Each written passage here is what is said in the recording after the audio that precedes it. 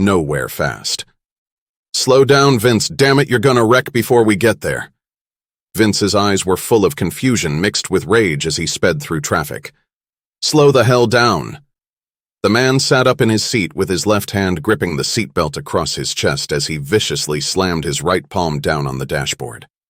A voice from the back seat yelled out, "Shut the fuck up, Seamus. We have to get to Caton Jr. Now." She leaned forward and touched the back of the driver's headrest. "Vince, get us there now."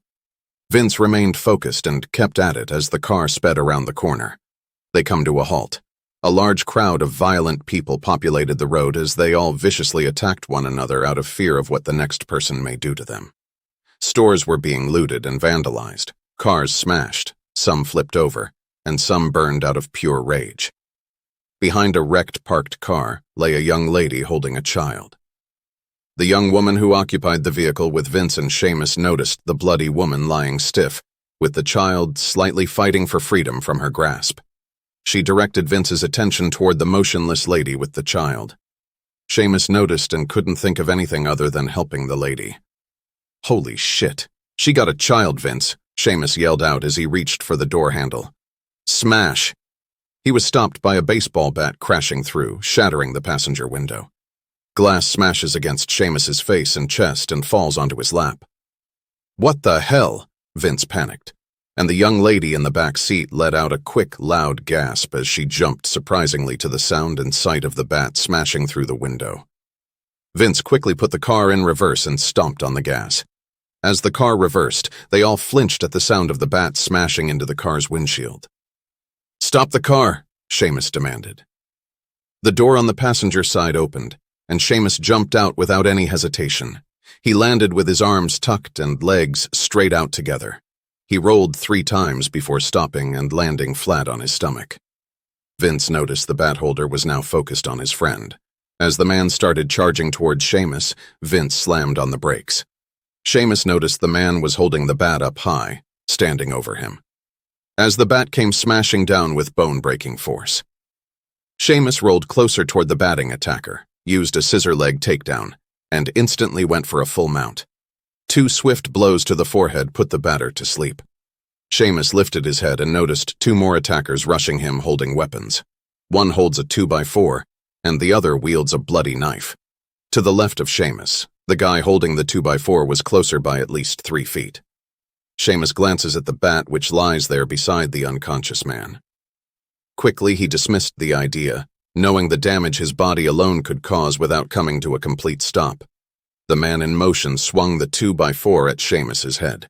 Seamus weaved the attack as he sidestepped to the left. He threw a stiff jab, which connected cleanly against the man's jaw. The man's entire upper body followed the twist of the attacker's head as he fell. Landing on his shoulder and face just before sliding a couple of feet and rolling over to his back, he lay beside a man who was bleeding out. Seamus didn't bother to see the slide for home base. His eyes were dead on the guy holding the bloody knife. A loud bang emerged from within the crowd. But the crowd didn't react. 2 more bangs followed the first bang. Seamus's head turns to the right, looking slightly behind him toward the action while his body is set facing his attacker. Oddly, he noticed that the crowd continued fighting, looting, and rioting. All the while, a man holding a handgun fires at random individuals. Seamus suddenly felt the man with the knife presence in front of him, and he quickly leaned to his right as the blade tip slid across his left cheek. Seamus stepped back 2 steps with his back completely turned to the largest, most active part of the rioting crowd.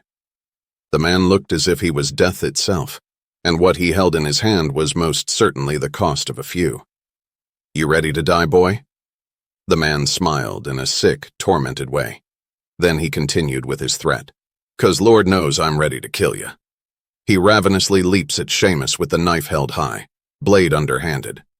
As Seamus prepares himself, a Superman punch lands clean from Vince, coming from the left of the knifed attacker. The man was asleep on his feet. You could hear his jaw snapping as Vince made contact with his right fist. The man hit the ground and was awoken immediately, screaming in agony. Wasting no time, Seamus sprinted toward the woman holding the child. Seamus noticed the woman was alive. In fact, her eyes were wide open in a trance-like state of mind as she was mumbling some things he couldn't make out. "Hey." Seamus kneeled before the damaged woman and young child as he tried to gain their awareness. "Ms. You're bleeding. Are you okay?" Vince asked. Then he focused his attention on the young child. "Hey, you okay?" She stares at him as she nods her head. He tries to comfort the girl as he tries pulling her from the lady by asking the girl her name. Ruthia. She replies. "We gotta get out of here, dude. Now," Vince anxiously says while scouting the crowd. Seamus noticed how tight of a grip the lady had on the child. He reached for the lady's arm, and as soon as his fingertip touched her skin, she launched herself backward and over the curb. Her head crashed onto the ground. Ruthia rolled out her arms with force. She jumped backward in Seamus's direction. Spooked beyond words as the woman flip-flopped around on the curb, with her legs shaking about in the gutter. "She's having a seizure, dude."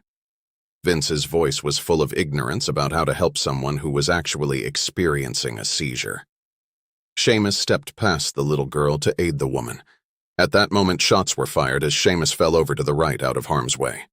The man fired 6 rounds into the woman's chest and abdominal area. By the 4th round, the woman had stopped shaking. By the 6th, they could see she was dead. "Ms. Linda." The girl leapt on top of the lady, grabbing at her clothes.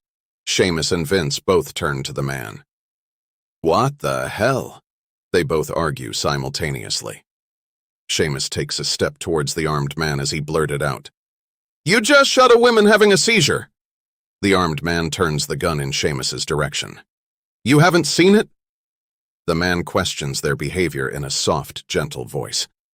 Vince yelled for the man to drop the gun, but he kept it aimed at Seamus as Vince continued shouting, "She was sick. You fucks are all crazy." Frustratingly, said Vince, "Hold on. First, you shot a woman for having a seizure. Now you're aiming a gun at an unarmed man." The man turns the gun to Vince as he notices Vince easing closer. "She was turning, son," said the old man as he lined the sights of the gun up with Vince's head. He closed one eye. The man wondered if Vince would go crazy as well. When suddenly the man was attacked by 2 guys from behind. A round fires, and the gun set back, exposing the barrel. "Give me the gun!" yelled out one of the attackers while trying to force the gun away from the older man. Seamus turned to the young girl crying on top of the dead woman's body. Seamus grabs the girl by her wrist and waist. "Come with us. Come on!" He tried to grab her until he felt her resisting gently. She tugged and screamed to stay with the lady's body, but was easily controlled by Seamus's strength. He couldn't leave her there. "Hey, stop!" yelled Vince. Seamus turned and noticed 2 men attacking his wife, whom they had left sitting in the vehicle. One of the men held her off her feet from behind in a full Nelson-style hold as she dingled around unconsciously as a guy held the pole in front of her. Vince was already bolting toward the vehicle, begging them to stop. His sister was still going in and out of consciousness. Seamus approached his wife. The small child started to scream out loudly and horribly. He looked back at the girl while still holding her arm, moving forward. At first he thought that the little girl was holding Ms. Linda's arm, but he quickly noticed that Ms. Linda held the little girl's. Seamus saw that this woman, who had been shot and should be dead, now setting up with enough blood leaked from her body to kill anyone. Her eyes were completely empty of life, and her face was completely emotionless as blood oozed from her mouth. Seamus quickly reached for the woman's hand to remove it from the scared little girl's arm, and the lady snapped at his hand as he snatched the lady's hand away from the girl. The girl backed away, horrified, as Seamus turned to return to his wife and brother-in-law. He saw just as the man with the pole made contact with his sister, who was being held. As the pole struck her in the stomach, she and her holder slightly folded forward with her holder releasing her. He entered the vehicle quickly, at the same moment as Vince was sliding across the hood of the vehicle to reach his sister on the other side. As soon as his feet touched the ground, the man swung the pole. Vince ducked and delivered a right blow to the man in his gut so hard that the pole flew from his hand. Vince quickly lifts, and as he does, he lifts with a stiff uppercut to the man's lower left side jaw.